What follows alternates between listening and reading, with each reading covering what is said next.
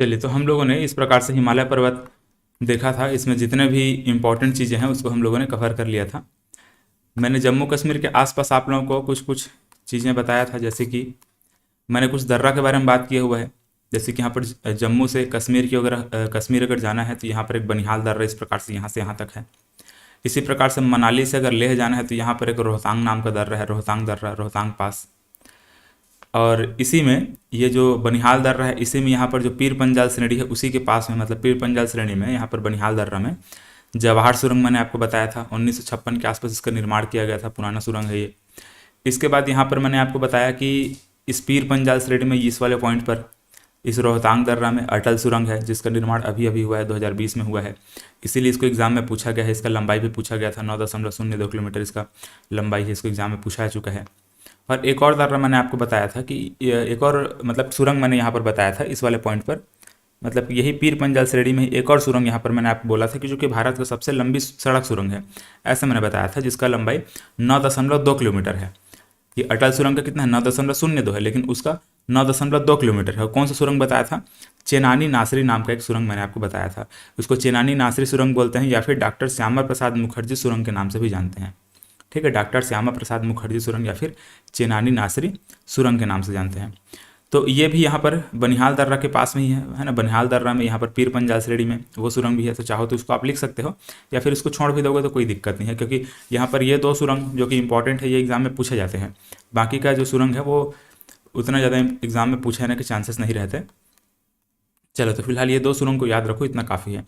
एक और मैंने यहाँ पर दर्रा बताया था, ये कश्मीर से अगर लेह जाना है तो यहाँ पर जोजिला नाम का एक दर्रा है ना। अब छोटा छोटा और यहाँ पर दर्रा है, जैसे कि पीर पंजाल श्रेणी में पीर पंजाल दर्रा है, इधर जास्कर श्रेणी में जास्कर दर्रा है। तो सब श्रेणियों के नाम पर भी वहाँ पर कुछ कुछ दर्रा है। चलो, तो हम लोग जब दर्रा पढ़ेंगे, जितने भी पासेस हैं उसको पढ़ेंगे, तो उसके बारे में और बात कर लेंगे। आज के इस क्लास में हमको ये जो हिमालय पर्वत है इसको थोड़ा सा और डिटेल में समझते हुए, मतलब इसमें और डिटेल में नहीं, यहाँ पर कुछ कुछ और चीज़ें हैं जिसको हमको जानना हमारे लिए इम्पॉर्टेंट है, क्योंकि यहाँ से क्वेश्चन बनते हैं। ठीक है, जैसे कि कुछ कुछ झील है, जो मीठे पानी का सबसे बड़ा झील है हमारे भारत का, वहाँ से क्वेश्चन बनता है, ये कश्मीर में है। तो उन सबको यहाँ पर देखना है। देखिए, तो यहाँ पर हम लोगों ने ये दो नदियों के बारे में तो पहले ही बात कर चुका है। ठीक है, इधर ये सिंधु नदी और इधर से सतलज नदी है ना। ये सतलज नदी है और उधर सिंधु नदी है। ठीक है, ये नदियों को हम लोग देख चुके हैं। और एक दो नदियाँ और यहाँ पर मैं बनाता हूँ। जैसे कि देखो, ये हिमाचल प्रदेश से एक नदी इस प्रकार से निकलती है। इस प्रकार से हिमाचल प्रदेश से एक नदी निकलती है, इसका नाम है चिनाब नदी।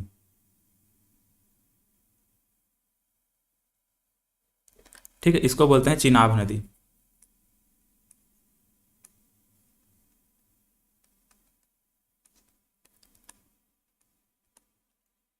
चिनाब नदी। इसके बाद यहाँ पर जम्मू कश्मीर में एक नदी और यहाँ पर निकलती है। यहाँ पर हम लोग नदी पढ़ेंगे तो उसका उद्गम स्थल मैं आपको बताऊंगा, है ना। उसको वेरीनाग पर्वत, शेषनाग झील, ऐसे मतलब पर्वत है, झील है, उसी के आसपास से निकलती है। ये झेलम नदी है इस प्रकार से। और यहाँ पर पाकिस्तान और इंडिया के बीच में बॉर्डर बनाती है कुछ दूरी तक, और फिर आगे जाकर के यहाँ पर चिनाब नदी से मिल जाती है।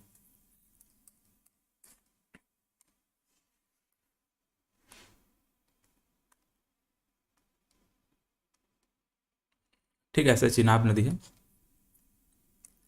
और यहाँ पर एक कौन सी नदी है, झेलम नदी है।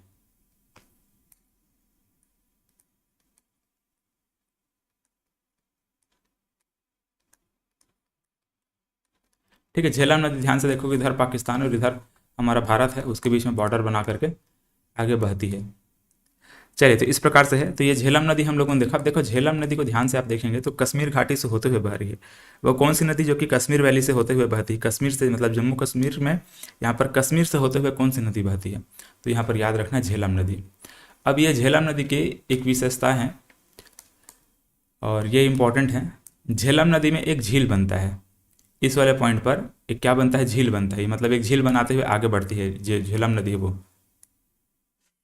इस प्रकार से। और ये जो झील बन रहा है कहाँ पर बन रहा है, ये कश्मीर घाटी में बन रहा है। और इस झील का नाम है वुलर झील।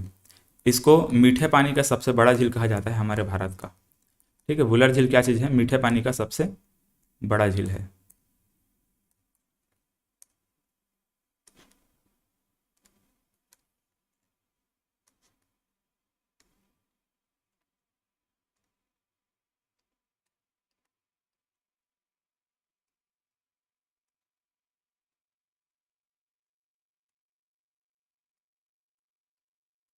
ठीक है, वुलर झील है। इसी के पास में एक और झील है इस वाले पॉइंट पर, इसको डल झील बोलते हैं, है ना कहीं ये भी, ये जो झेलम नदी है उसी से जुड़ा हुआ है, इसको बोलते हैं डल झील।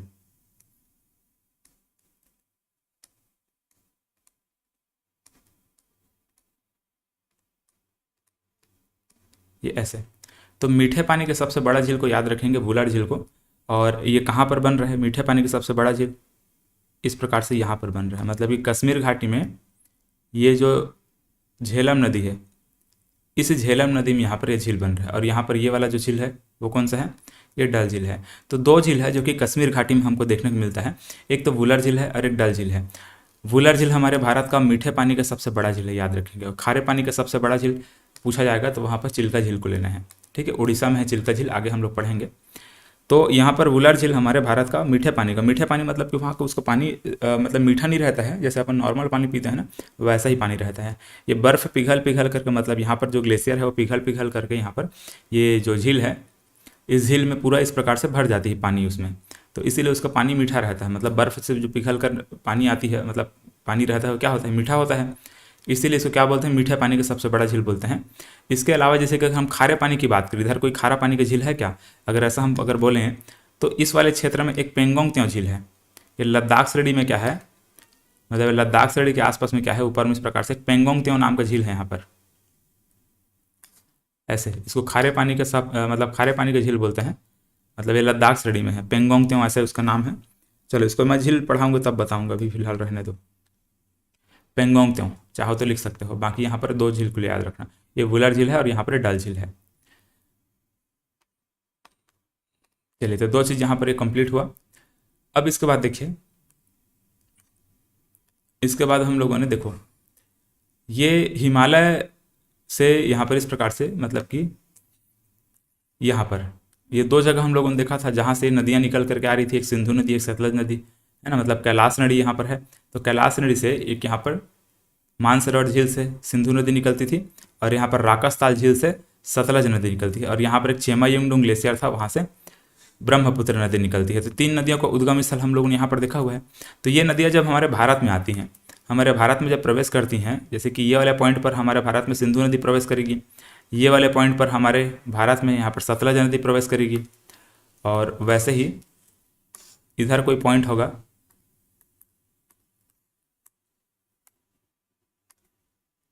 ठीक है, यहाँ से इस प्रकार से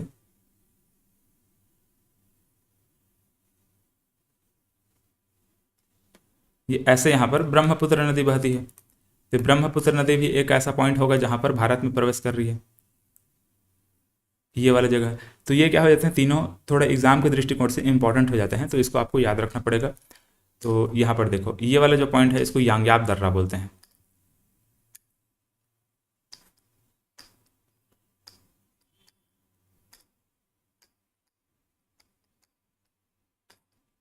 यांग्याप दर्रा, ठीक है, एक दर्रा है वहाँ पर, वहाँ से हमारे भारत में ये जो ब्रह्मपुत्र नदी या फिर ये जो सांगपो नदी है वो प्रवेश करती है।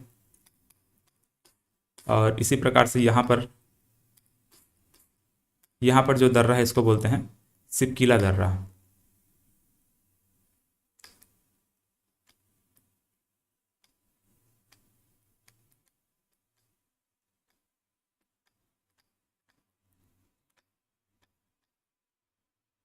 ठीक है, सिपकीला दर्रा ये ऐसे। और यहाँ पर जो इस प्रकार से एक जगह है जहाँ पर सिंधु नदी हमारे भारत में प्रवेश कर रही है, इसको दमचोक बोलते हैं। दमचोक नामक एक जगह है जहाँ से हमारे भारत में ये जो सिंधु नदी है वो प्रवेश करती है, ठीक है, दमचोक। तो देखो तीन जगह हम लोगों ने देखा, एक दमचोक से सिंधु नदी प्रवेश कर रही है, सिपकीला दर्रा से सतलज नदी प्रवेश कर रही है, और यहाँ पर ये यांग्याप दर्रा से ब्रह्मपुत्र नदी हमारे भारत में प्रवेश कर रही है, ठीक है। तो तीनों जगह को इस प्रकार से याद रखेंगे। अब यहाँ पर देखिए जो हम लोगों ने ये बनाए हुए, ऊपर में ट्रांस हिमालय है, फिर यहाँ पर बृहद हिमालय है, फिर यहाँ पर मध्य हिमालय, फिर यहाँ पर शिवालिक श्रेणी है। इस प्रकार से चार श्रेणियों को हम लोगों ने बनाया है। इन चारों श्रेणियों को मैं यहाँ पर मैं थोड़ा, अगर मैं साइड व्यू बनाऊँ इसका, ठीक है, अगर मैं साइड से इसका देखने की कोशिश करूँगा, तो जैसे कि मानकर चलिए पहले यहाँ पर मैं बनाया ट्रांस हिमालय, ऐसे यहाँ पर मैं बनाया ट्रांस हिमालय, ट्रांस हिमालय के बाद यहाँ पर बृहद हिमालय, अब बृहद हिमालय के बाद यहाँ पर, ठीक है, ट्रांस हिमालय, फिर बृहद हिमालय, और फिर बृहद हिमालय के बाद मध्य हिमालय,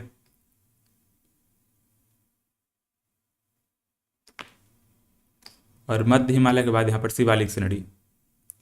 और शिवालिक श्रेणी जैसे ही खत्म होगा यहाँ पर मैदान शुरू हो जाएगा। ठीक है, शिवालिक श्रेणी जैसे ही खत्म हो, क्या होगा यहाँ पर मैदानी क्षेत्र शुरू हो जाएगा, ये ऐसे। तो यहाँ पर ये ट्रांस हिमालय है, यहाँ पर बृहद हिमालय है, यहाँ पर मध्य हिमालय है, और यहाँ पर शिवालिक श्रेणी है।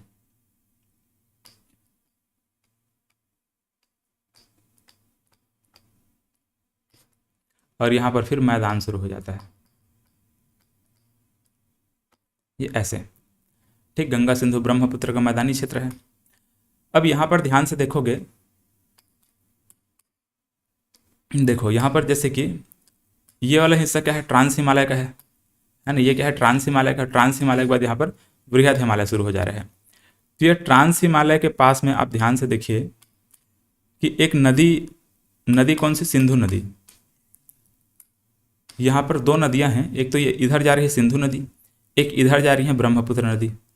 तो ये जो दोनों नदियाँ हैं, ध्यान से देखेंगे तो यहाँ पर ऊपर में ट्रांस हिमालय को और नीचे में ये जो अन्य जो हिमालय है उसको अलग कर रही है ये दोनों नदियाँ।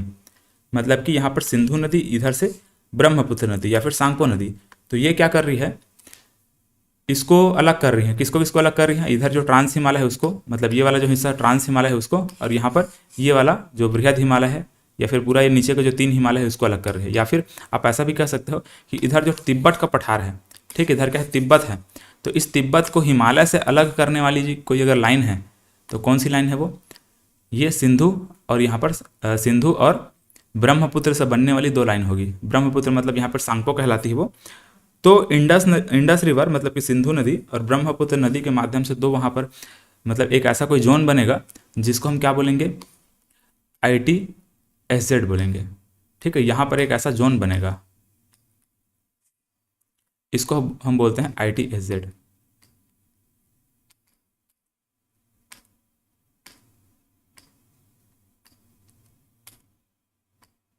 ITSZ बोलते हैं। इसका मतलब है Indus Tsangpo सचार zone. Indus river है और सांगपो रिवर है और दोनों के बीच में एक वहाँ पर जोन बन रहा है, इसी को बोला जाए सचार जोन।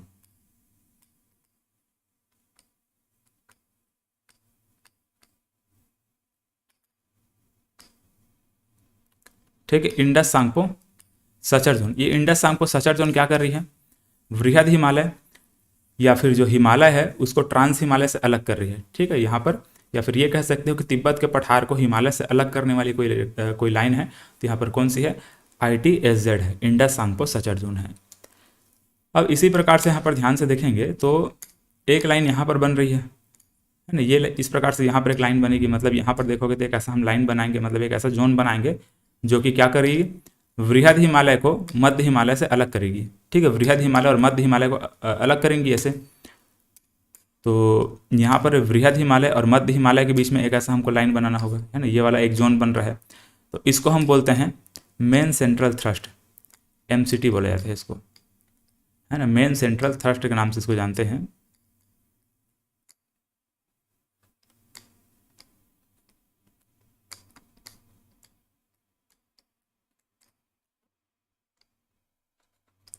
मेन सेंट्रल थ्रस्ट के नाम से इसको जाना जाता है। अब इसके बाद एक और जोन यहाँ पर बनेगा, इसको MBT बोलते हैं, MBF बोलते हैं। MBT भी कह सकते हो लेकिन MBF इसको कहिए अभी। मेन बाउंड्री फॉल्ट या फिर मेन बाउंड्री थ्रस्ट बोलते हैं इसको, main boundary fault.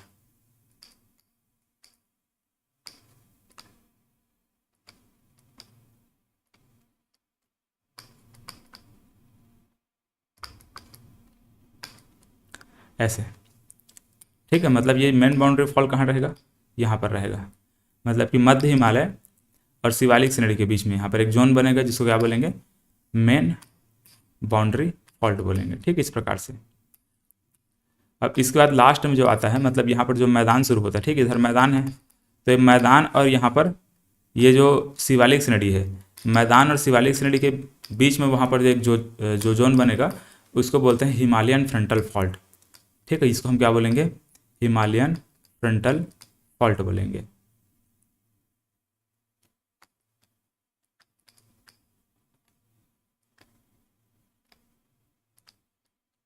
Himalayan frontal fault.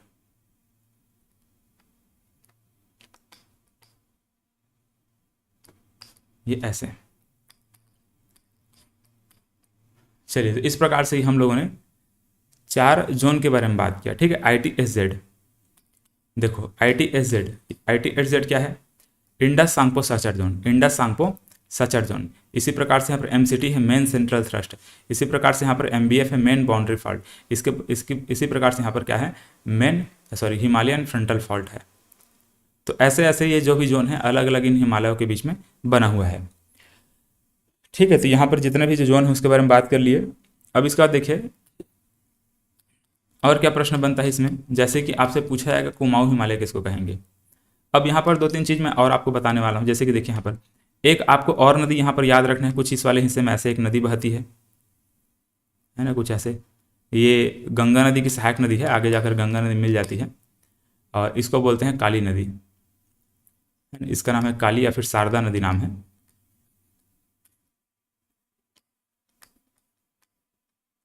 ठीक है, इसको काली भी बोलते हैं या फिर इसको शारदा भी बोलते हैं। ये ऐसे। तो ये काली नदी, शारदा नदी, और इसके बाद एक और नदी हम यहाँ पर लिखेंगे। देखो ये उत्तराखंड में है ये नदी, ऐसे। यहाँ पर एक और नदी मैं बनाने जा रहा हूँ इस प्रकार से, ये इस प्रकार से है ना। ये ब्रह्मपुत्र नदी की सहायक नदी है, ये कुछ इस प्रकार से बहती है। इसको बोलते हैं तीस्ता नदी। ये तीस्ता नदी है। ठीक है, ये वाली है ना तीस्ता नदी, ध्यान रखें, इसको बोलते हैं तीस्ता नदी। ये तो ब्रह्मपुत्र है इधर वाला, ये ऐसे। तो ये जो तीस्ता नदी है, तीस्ता नदी यहाँ पर देखो, और यहाँ पर काली नदी, और यहाँ पर सतलज नदी, यहाँ पर सिंधु नदी। ठीक है, यहाँ पर क्या था? सिंधु नदी था।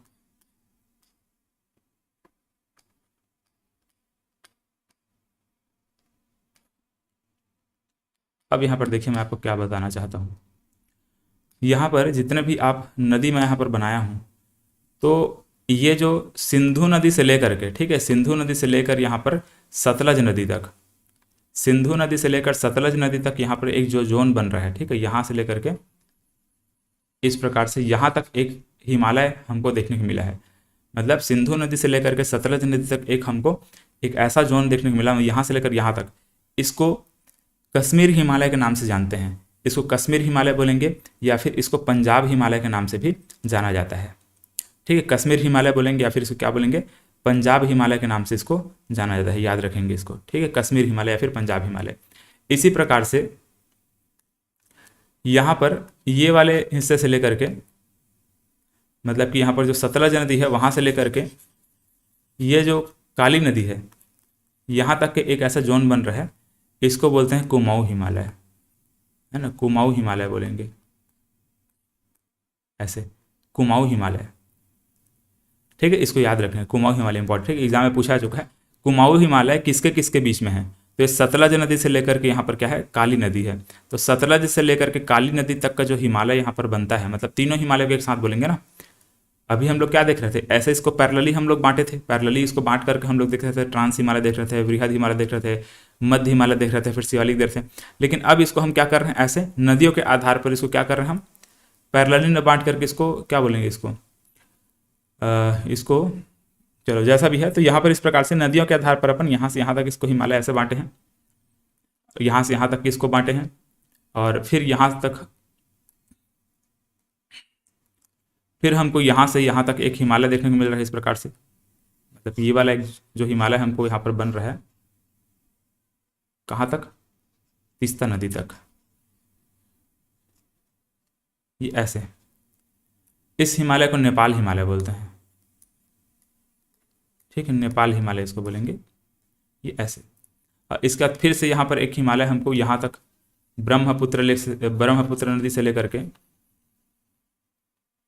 यहाँ पर तीस्ता नदी तक, है ना, तीस्ता नदी है, यहाँ पर जो हिमालय मिलता है उसको असम हिमालय बोलेंगे, असम हिमालय बोलेंगे। ठीक है, और इसको क्या बोल रहे थे, कश्मीर हिमालय या फिर पंजाब हिमालय बोल रहे थे, कश्मीर हिमालय या फिर पंजाब हिमालय बोल रहे थे। ठीक है, ये वाले हिस्से में जो है इसको, तो इस प्रकार से हम लोगों ने हिमालय को 4 भागों में और बांट दिया। ठीक है, 4 भागों में हमने और क्या कर दिया, हिमालय को ऐसे हम लोगों ने बांट दिया है।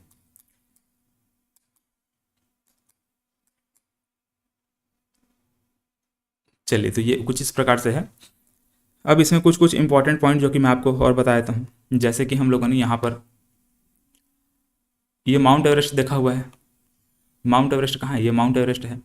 इस माउंट एवरेस्ट को भी एक नाम दिया गया है। ठीक है, माउंट एवरेस्ट को जैसे कि आप नेपाल में जब जाएंगे तो वहाँ पर सागर माथा के नाम से जानते हैं इसको।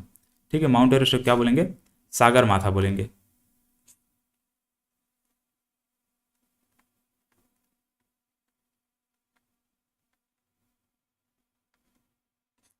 ये कुछ ऐसा है, सागर माथा के नाम से भी माउंट एवरेस्ट को जाना जाता है।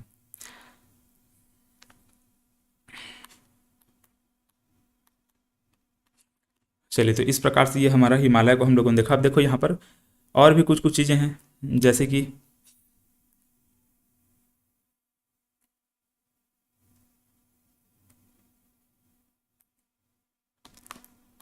ये वाला जो हिस्सा आप देख रहे हैं, ये जो मध्य हिमालय है, इस मध्य हिमालय के ढलानों में, ठीक है, मध्य हिमालय के ढलानों में छोटे छोटे घास के मैदान हमको देखने को मिलते हैं। ऐसे घास के मैदान हमको देखने को मिलते हैं। इस घास के मैदान को कुछ नाम दिया गया है ना। इस घास के मैदान को क्या बोलते हैं, इस घास के मैदान को बोलते हैं बुग्याल। ठीक है, इसको कहा जाता है बुग्याल। ठीक है, बुग्याल बोलते हैं, फिर प्यार बोलते हैं, और खास करके इसको जम्मू कश्मीर वाले क्षेत्र में बोलते हैं ना।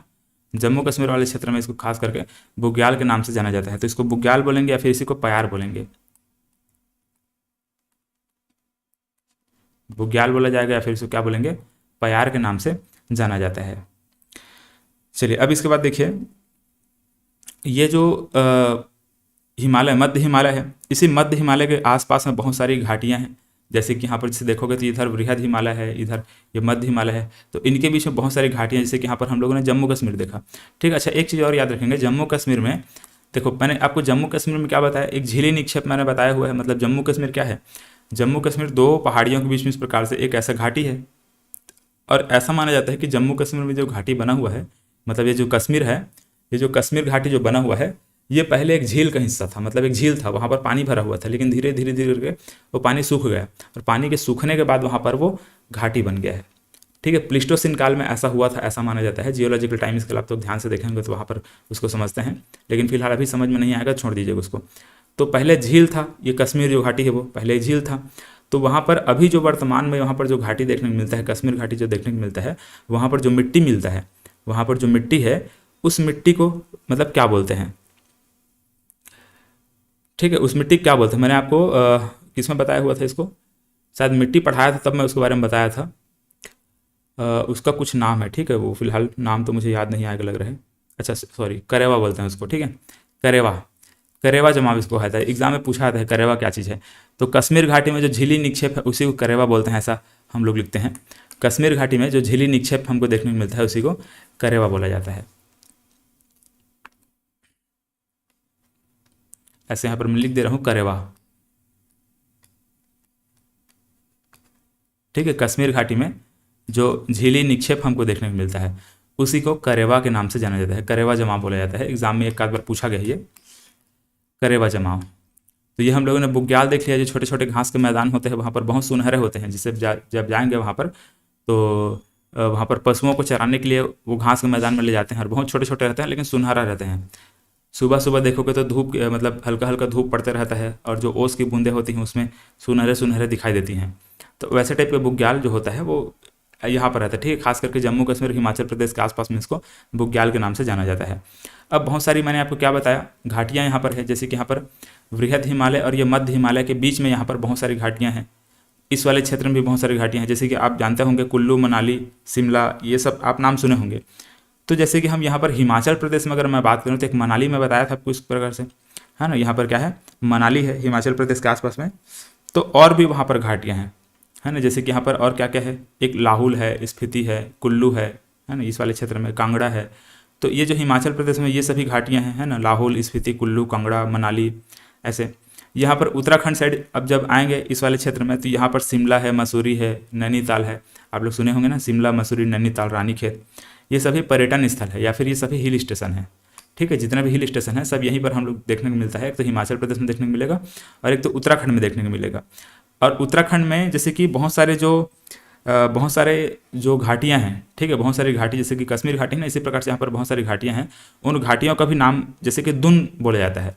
जैसे कि देहरादून आप सुने होंगे, तो यहाँ पर घाटी ना बोल के उसको क्या बोलते हैं, दुन बोल देते हैं। तो यहाँ पर जो घाटियाँ हैं उत्तराखंड में, इस मध्य हिमालय में, उसको घाटी ना बोल के क्या बोल देते हैं, दुन बोल देते हैं। जैसे कि देहरादून बोल देते हैं, पाटली दुन बोल देते हैं, हरिद्वार बोल देते हैं, मतलब कि दुन बोलते हैं फिर द्वार बोलते हैं। तो वही देहरादून, हरिद्वार, कोटली दुन, पाटली दुन, इस प्रकार से अलग अलग उसका नाम है। तो उत्तराखंड में जितने भी घाटी हैं उसको क्या बोलते हैं, दुन या फिर द्वार के नाम से जाना जाता है। और उत्तराखंड में बहुत सारे हिल स्टेशन में आपको बताया, शिमला, मसूरी, नैनीताल, रानीखेत, ये सभी हिल स्टेशन हैं। आगे हम लोग और बात करेंगे इसके बारे में, हिल स्टेशन पढ़ेंगे। और यहाँ पर हिमाचल प्रदेश में भी बहुत सारे हिल स्टेशन हैं, लाहौल, स्पीति, कांगड़ा, कुल्लू, शिमला, ये सभी यहाँ पर हिल स्टेशन हैं। चलिए, तो इस प्रकार से बहुत सारी चीज़ों को हम लोगों ने यहाँ पर हिमालय पर्वत में पढ़ा।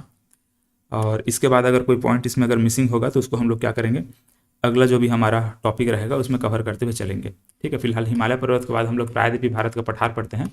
लेकिन इसके पहले यहाँ पर मैं आप लोगों को मतलब कि उत्तर पूर्व हिमालय में, उत्तर पूर्व की पहाड़ियाँ यहाँ पर जो हमको देखने को मिलता है उत्तर पूर्व में, इसको हम लोग देखेंगे। मतलब यहाँ पर जितने भी जो अरुणाचल प्रदेश हो गया, मणिपुर हो गया, नागालैंड हो गया, मिजोरम हो गया, यहाँ पर जो भी पहाड़ियाँ हैं उनको हम लोग देखेंगे अगले क्लास में। और इसका कुछ क्वेश्चन भी हम लोग प्रैक्टिस करेंगे। क्वेश्चन किस प्रकार से एग्जाम में पूछा जाता है हिमालय पर्वत का, उसको हमको देखना होगा। चलिए, तो इसको आप लोग अच्छे से पढ़िएगा, इसको प्रॉपर तरीके से नोट्स बना करके पढ़ेंगे, तब कहीं ज़्यादा जा करके आपको इसका बेनिफिट मिल पाएगा। और इतना कुछ ताम झाम करने का मतलब यही है कि आपको बेहतर तरीके से समझ में आए। और हालांकि भी लग रहा होगा कि क्या क्या बता दिए, इतना सारा सब चीज़ ऐसे बोल करके, लेकिन इसके जब क्वेश्चन प्रैक्टिस करेंगे तब आपको समझ में आएगा कि ऐसा क्यों बताया गया है। चलिए, तो आज की क्लास में बस इतना ही, मिलते हैं अगले क्लास में। धन्यवाद।